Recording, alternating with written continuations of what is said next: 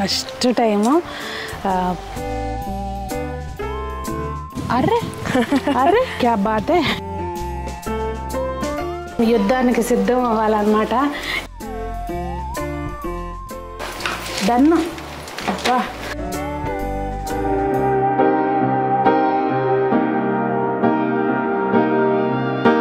ఎంత నష్టం జరిగిందో చూడండి. సంతోషంగా జరగాల్సిన జన్మలో ఈ మిస్టేక్ అనేది చేయను నేను.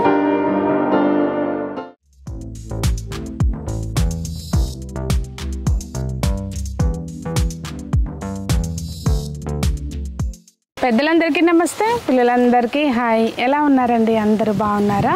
మేము చాలా బాగున్నాం. అలాగే మా కుక్కలు కూడా చాలా మా కుక్కలు కూడా బాగున్నాయి. కానీ హాయ్ చెప్పమ్మా. సరే వద్దులే. సో మీరు కూడా బాగున్నారని, బాగుండాలని కోరుకుంటున్నాను. ఈరోజు వీడియో ఏంటంటే మన తోటలో ఫస్ట్ టైము పనసకాయ వచ్చిందండి. అసలు ఆ సంతోషాన్ని యాక్చువల్గా చిన్న పిందులు అప్పుడే చూపిద్దాం అనుకున్నా మీకు. కాకపోతే అవి నాకు నమ్మకం కలగలేదన్నమాట. ఎంతవరకు ఉంటాయో ఉండవో, పెరగవో అన్న దీనిలో ఇంకా అట్లా చూస్తూ ఉన్న నాటికి మొత్తానికి రావటం అయితే 5-6 పిందులు వచ్చినాయి కానండి, 4 నిలిచినాయి. ఇది చెట్టు కూడా చిన్నగానే ఉంది. నాకు అప్పుడు తెలవలేదు. చెట్టు ఏజ్ చిన్నది, ఎందుకంటే కింద లావు లేదు చూడు. అది నేను చేసిన తప్పే. అది కొంచెం యువతలకి పెట్టాల్సింది. అటు గోడ ఉంది, ఇటు గోడ ఉంది, అది వేరు పెరగలేకపోతుంది అనమాట. నేను ఏంటంటే ఇది పార్క్ కదా, సో మళ్ళీ ఎవరికి ఇబ్బంది లేకుండా ఉంటుందని చెప్పి అట్లా పక్కకు పెట్టాను.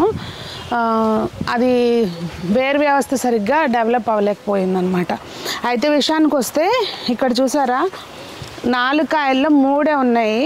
ఒకటి రాలిపోయిందంట. పొద్దున్నే వాటర్ పట్టేటప్పుడు మా సునీత తీసుకొచ్చేసి అర్రే క్యా బాతే, ఇది కూడా ఊడిపోయింది అనమాట.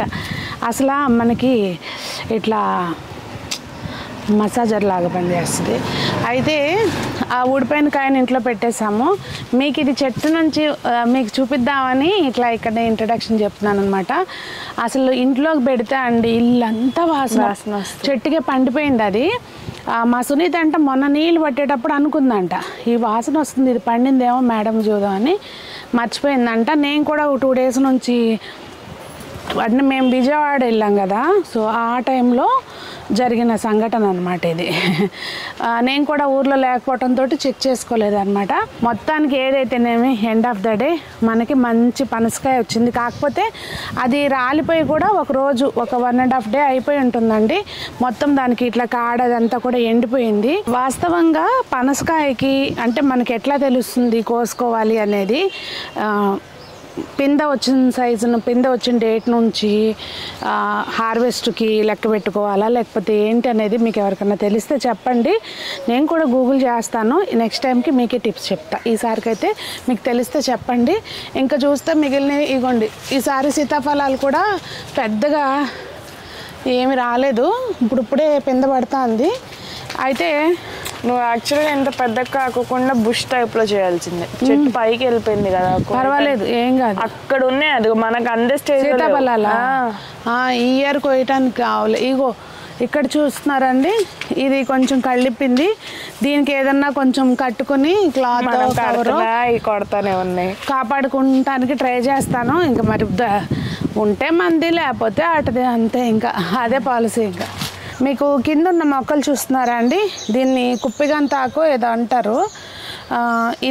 దీని రసం దెబ్బలు తగిలితే వేస్తే తొందరగా మానితే ప్రాక్టికల్గా అప్పుడు సంజనాకు కూడా ఒకసారి నేను వేసి చూశాను, ఎవరో చెప్తే. అయితే రీసెంట్గా నేను సిటీజీ దీనికి వెళ్ళాను కదండి మీటింగ్కి, వరల్డ్ ఎన్విరాన్మెంటల్ డే అప్పుడు.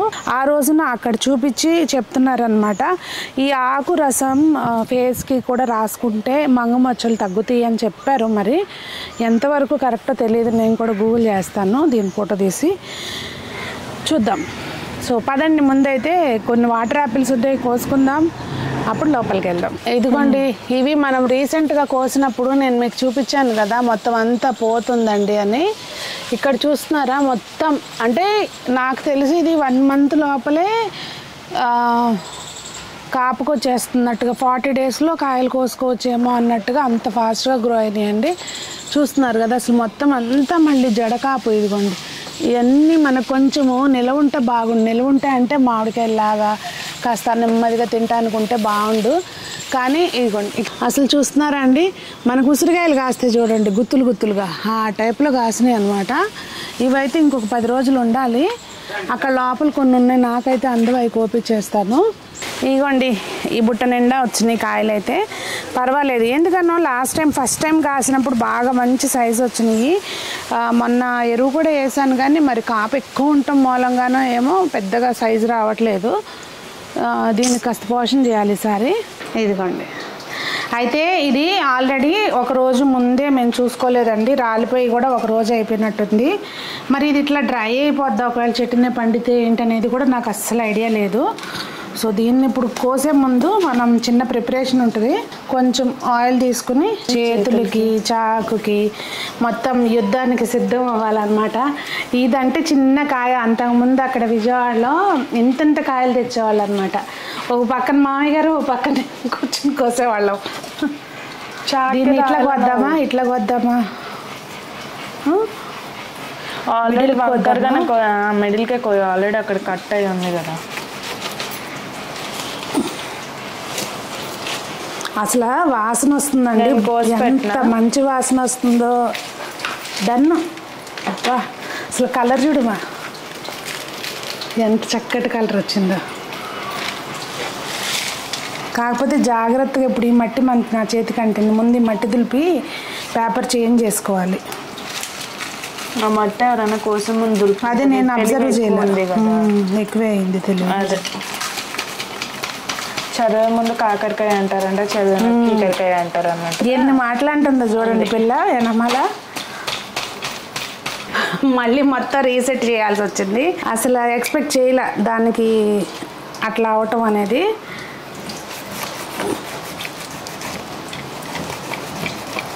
చిన్న కాయ కదండి, పెద్ద కష్టం లేకుండానే తెగుతుంది.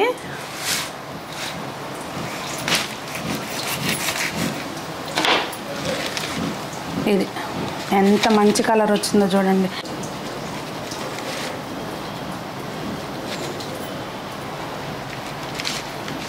తొనలు లావుగా ఉన్నట్టే అనిపిస్తున్నాయి, మరి చూడాలి. పాపం యాక్చువల్గా బాగా పశువుల ఎరువు అట్లా వేయాలండి, బలం కూడా పెద్దగా లేదు. సో ఇట్లా మనము 2 వైపులా చివర్లు కట్ చేసుకుంటూ కోసుకోవడమేనండి. ఈజీగానే వచ్చేస్తుంది, పెద్ద కష్టమేం కాదు. మనం జస్ట్ అది తీసుకోవడం వరకే కష్టం. ఇంకొకటి దీన్ని ఇట్లా రివర్స్గా కూడా కొంతమంది ఇలా నిలువు కట్ చేసి చేద్దాం, మనం కూడా చూద్దాం.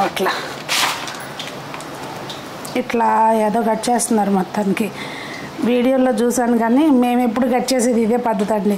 చక్కగా వస్తాయి, ఆ టిప్పు ఈ టిప్పు కట్ చేసేస్తే. ఎందుకమ్మా అట్లా ముక్కలుగా వస్తున్నాం? ఇవన్నీ మళ్ళీ కంపోస్ట్లోకి వేసేయాలి కదా. సో కంపోస్ట్ ప్రాసెస్ అనేది స్పీడ్ కావటానికి ఇట్లా ముక్కలు కోసి వేసేస్తున్నాం. మరి భూమిలోంచి తీసుకున్నది భూమికి ఇచ్చేయాలి కదా. దీంతో పాటు ఎక్సెస్ ఆ మొక్కకి ఎరువు కూడా వేయాలన్నమాట. అది సంగతి. సరైన టైంలో చూసుకోకపోవటం మూలంగా ఎంత నష్టం జరిగిందో చూడండి. ఈ సగం ముక్క అంతా కూడా పాడైపోయింది, కింద వైపు సగం మాత్రమే బాగుందండి. ఇంక ఇదంతా తీసేస్తున్నాను. ఇక్కడ చూస్తే కనుక ఇలా చూసారా, దీని లోపల నుంచి బొక్కలు కూడా వచ్చేసినాయి ఇట్లా చాలా గింజల్లోంచి. అంటే నాకే అర్థం కాలేదు యాక్చువల్గా. నెక్స్ట్ టైం నుంచి ఇంకా జాగ్రత్తగా చూసుకోవాలి. మనము ఎంతో ఆశగా పెంచుకుంటాం కదా, ఇలా అయినప్పుడు చాలా కష్టంగా అనిపిస్తుంది. ఒకటి ఆటలో కాదండి, అన్నిట్లోనూ ఇలా మొక్కలు వచ్చేస్తున్నాయి. ఈ గింజలు తీసుకెళ్ళి మనము జాగ్రత్త చేసి అలా బయటకు వెళ్ళినప్పుడు ఓఆర్ఆర్ సైడ్ అట్లా ఎక్కడన్నా వేస్తే మొక్కలు మొలిసే అవకాశం ఉంటుంది. అంటే మనము మట్టి ముద్దులో కలిపి వేసినా పర్లేదు, ఇలా వేసినా కానీ మొలుస్తాయి. వర్షాకాలమే కనుక ఇలా వేసిన ఇబ్బంది ఉండదు. కాకపోతే ఏంటంటే మనము సీడ్ బాల్స్ లాగా చేసేస్తే 100% జర్మినేషన్ బాగుంటుంది. ఇట్లా వేస్తే వేస్ట్ అయ్యే అవకాశం ఉంటుంది అన్నమాట. అది ఇంకా ఈ గింజలు అయితే తీస్తున్నాను. అసలు చూడండి, ఇదిగో చూసారా ఎంత పెద్ద మొక్క వచ్చేసిందో. ఇదిగోండి, అది ఎంత మిస్టేకో చూడండి. తొనలు ఉండటం చాలా స్వీట్గా ఉన్నాయి కానీ జ్యూసీగా లేవు, అంటే అది డ్రై అయిపోయింది అనమాట. ఇదిగో అమ్మ, ఇది ఇంకా పెద్ద మొక్క వచ్చేసింది చూడు. ఇట్రా అసలు రూట్స్ కూడా వచ్చేసింది. దీనికైతే వేర్లు కూడా వచ్చేసినాయండి. ఇదైతే తీసుకెళ్ళి ఆ పార్క్లో ఒక సైడ్ పెట్టేద్దామా, ఒక మూలకి చూద్దాం. సో ఇలా జరిగిందండి. మొత్తానికి ఎంతో హ్యాపీగా జరగాల్సిన హార్వెస్ట్ ఇప్పుడు కూడా హ్యాపీనే లేండి. ప్రతి పని నుంచి ఏదో ఒకటి నేర్చుకుంటాం కదా, మనం ఏమీ ఫస్ట్ నుంచి ఈ పనులన్నీ చేసున్న వాళ్ళం కాదు.